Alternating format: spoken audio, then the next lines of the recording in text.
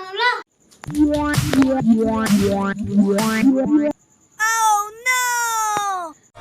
आएपछि पल्ला गरी आन्टीलाई भेट्नु भन्दिनु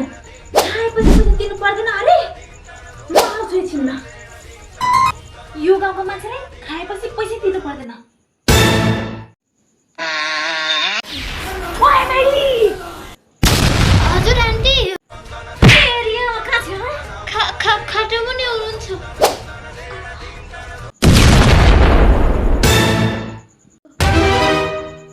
ए त चाहिँ यहाँ पो छिस् आइज आइज त यहाँ थिए पाँच महिना भइसक्यो मेरो 500 पैसा रहेको दिनु चाहिँ छैन आइफोन किनेर स्टोरी हाल्ने मेरो पैसा कहिले चाहिँ सक्दैन रे दिइहाल्छु नि हो त तपाईँको 500 रुपियाँ पछि त आइफोन त साथीको पो हो त साथीको अनि मेरो पैसा